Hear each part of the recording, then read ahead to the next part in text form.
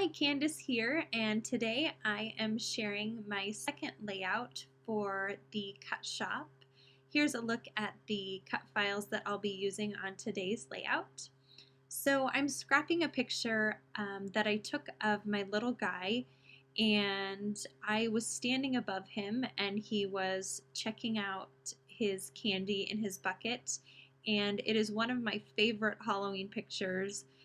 And I love taking pictures from a different angle like that. So above, kind of what you see as a parent. So you hear a lot the view from where I stand.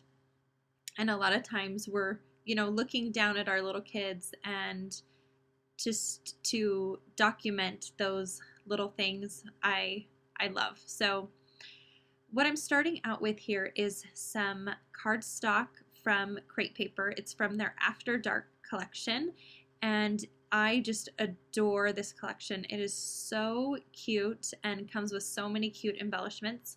So I'm using that as the base for my layout. So the first thing I did is take some black thread, and I just did a big messy circle around the page, and that is going to be the base of my design element for this page.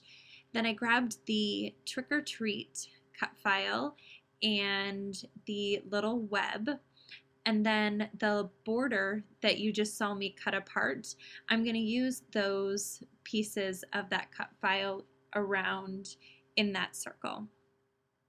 So what I'm doing now is I'm just going to take the embellishments that come with this After Dark collection, and I'm just going to place them around that circle, and that's going to be where I place my embellishments, a bulk of my embellishments, and where I'm going to design my page.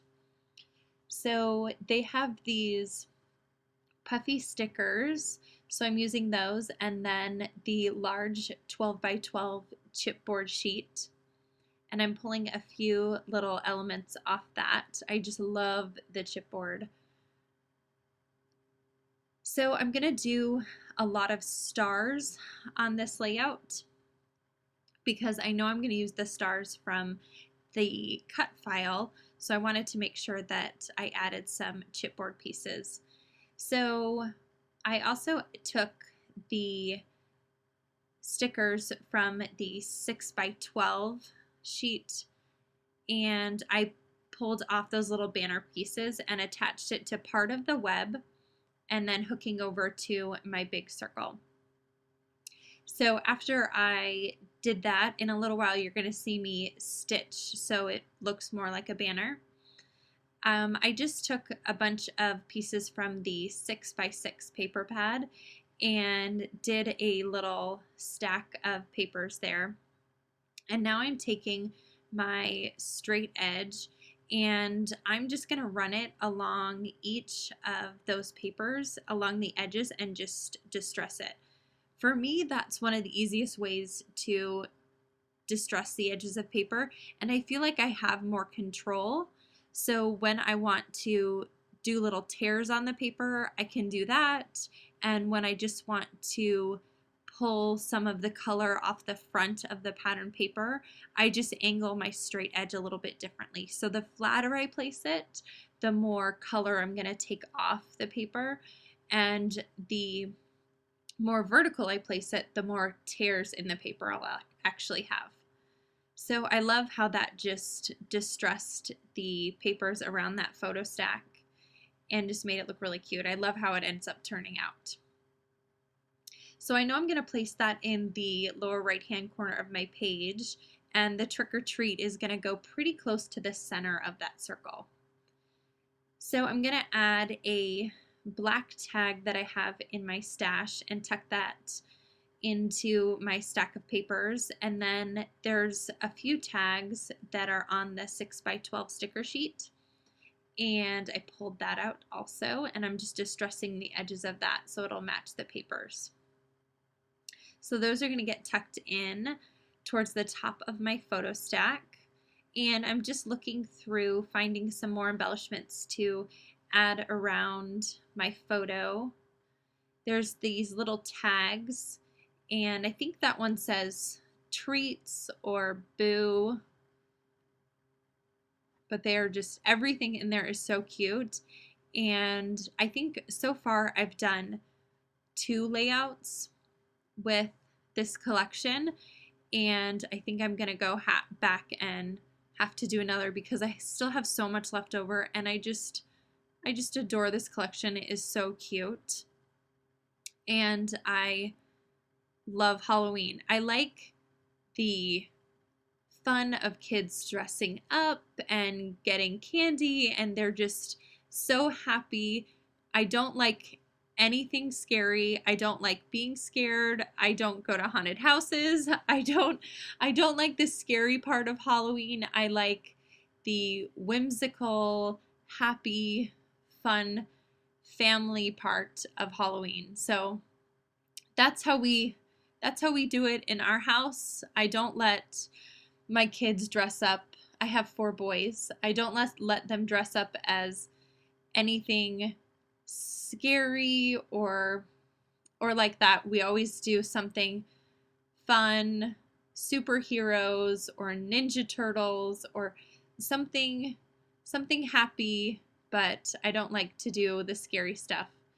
So here I have some brads and buttons, and I believe those are from the My Mind's Eye Halloween collection from last year.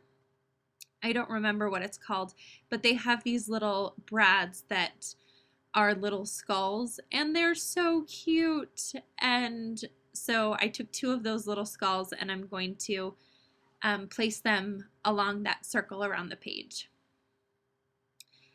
I also have that little chipboard piece, and you just poke out the wood veneer from that solid wood veneer, so you just pop out the little shapes that you want. And I believe that came in a Studio Calico kit a while back. So I just punched out a few of those wood veneer pieces and place them around the page. So because I can't do any layout without adding some messy thread, I grabbed some messy black thread and I placed it underneath the web just to add a little bit more dimension and interest behind that web. So I adhered down those little skulls by poking holes through the paper and attaching the brad to the back of the paper. So here I'm going to adhere my photo stack down, and I'm using my red line tape because the photo stack is really heavy, and just using my tape runner, it would just fall off. And what I like to do is take my layouts, and after I finish them, I have some 12 by 12 frames all around my house, and what I'll do is for a couple weeks I'll just display my layouts around my house for us to enjoy and for just added decoration. I like to, see the things that we create. The kids love to see them around the house, and it just adds a little bit to our home decor. So I love that. And then they're just not sitting in an album, not getting looked at. So we enjoy them for a few weeks, and then I slide them into an album. So just to make sure that when they're in those frames, the photo stack doesn't fall down, I like to use the red line tape to make sure everything is stuck down nice and good. So I'm taking my multi-medium mat and adhering all the little embellishments around the circle. And then the little pieces of the cut file that I cut, I'm going to add those around the circle also. And for this one, I'm just going to adhere in the center and then pull up the edges, so it also adds a little bit more dimension to the back of that photo stack. So after I finish adhering all the little embellishments around this circle, I'm going to grab my sewing machine and I'm going to do a few stitching lines right by that banner on the upper left, just to add a little bit of a line there so it looks like a connected banner. I'm also going to add a few little stickers around, cardstock stickers around that circle, some stars and a few labels. And then I also, of course, need to add a little bit of Heidi Swapp Color Shine.